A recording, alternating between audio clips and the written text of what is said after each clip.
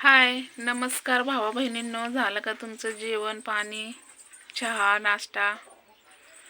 तर म्हणलं चला हे खेळ तर बनवावं म्हटलं. काय माहिती का, एवढं टेन्शन आहे की त्याचं मापच नाही. तर का टेन्शन आहे कशामुळं? तर आता मला जायचंय पोलीस चौकीला मला जायचंय. मला बोलवून आलंय. आपण केस दिलेली. कसं आहे माहिती आहे का, सांगून कोणत्या गोष्टी मनाने करत नाहीत. आपण शिव्या दिल्या, काही गोष्टी केल्या, पण त्यांच्यावर काय असर होईना.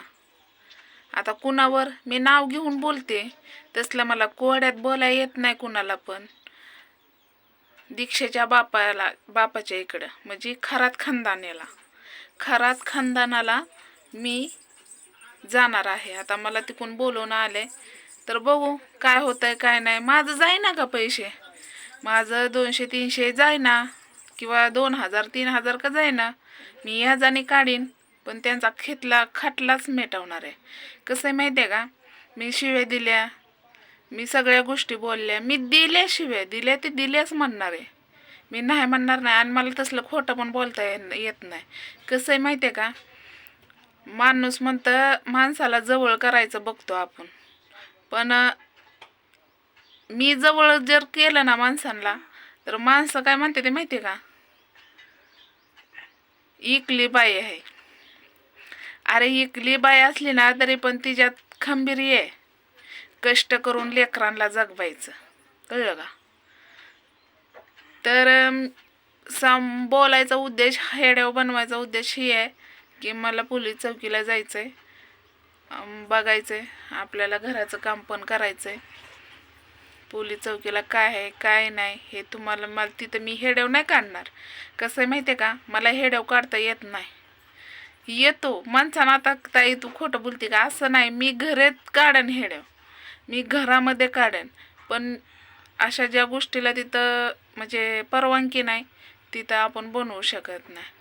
आणि मला तिथं का बरं बोलवले, तर कशामुळं मी केस दिलती, तर जमीन त्यांनी इकली, मधी पण इकली, मी घरी गेलती, तरी पण काय त्यांचा बोलण्याचं त्यांच्या तोंडातनं काय आलं नाही की आम्ही इकली, धर तुला फुल नाही फुलाची पाकळी. बरं ठीक आहे जाऊ द्या. ती संपलं नाही तर दुसरी जमीन इकली, म्हणजे हाय तेवढी पण इकली. मग आता विचार करा, ती जमीन इकली, मग त्यांचं सांगायचं काम होतं. मग मी आधीच, आणि मी तोंडावर सांगते, मी खोटं बोलत नाही.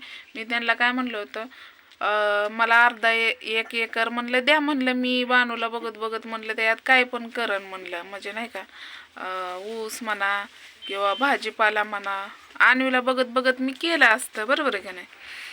पण त्यांच्या तोंडातनं काय आलं की ते आपल्याकडं नाही आता करायची आणि तिकडं आहे करायची, म्हणजे वाट्याने दिली करायला. अरे वाट्याने दिली, घरातलं माणूस म्हणताय ना, नावावर तर कर म्हणत नव्हती मी, फक्त मला करून खायला द्या म्हणत होती. आणि जे त्याच्या बापाच्या नावावर येते, पुरींच्या बापाच्या नावावर येते, तेवढी 1 एकरच मागत होती मी, काय 4-5 एकर नव्हती मागत. आणि बरं बांधले ते बांधलं. त्या दिवशी मी गेलती, त्या दिवशी मला काय बोलले की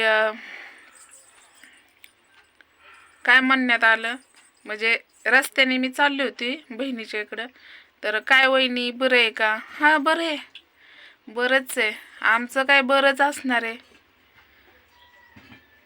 तुम्ही दुकानं बांधता, दुकानं करायला लागला, 1 नाही 2 नाही 3-3 दुकानं तुम्ही तर तयार करायला लागले.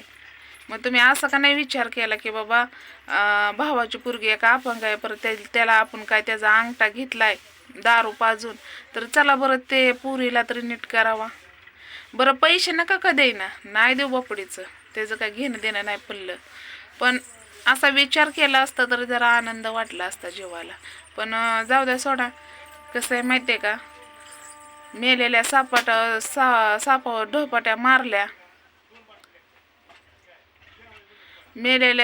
ढोपाट्या मारल्या, तरी पण ती साप मेलेलाच असतो, असं प्रकार आहे. आता कसं माहिती आहे का, उदाहरण मी त्या लोकांना दिलं जे लोक माझे दुश्मन आहेत.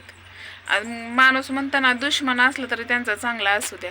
मी अजून पण म्हणते दुश्मन माझी असली ना तरी पण त्यांचं चांगलं होऊ द्या, लय चांगलं होऊ द्या. त्यांच्या मागणं माझं चांगलं होईल किंवा नाही होईल, पण 2 घास आम्ही सुखाने खातोय बस एवढंच. पण आडूसं पाहिजे, कारण आत्ता एक उन्हाळा आहे म्हणून काय वाटत नाही, पण पावसाळ्याचं तर आपल्याला लवकरच शेड मारायला चालू करायचं आहे. ती कोपाट आहे का, कोपटाच्या जाग्यावर खाट दिसतोय, त्या खाटाच्या जाग्यावर लवकरच आपल्याला चालू करायचं आहे. आणि माझी पण पळापळी चालूच आहे, इकडं तिकडं पैसा पाणी. आता जरी शेड मारायचं म्हणलं तरी पण त्याला पैसा लय लागतोय. आता इट आली, इट काय मी कशी पण इथली वापरू शकते, इट आहे तेवढी खालच्या बांधकामाला, पण उचलून घ्यायचंय ना, त्यामुळं मग हे होत आहे.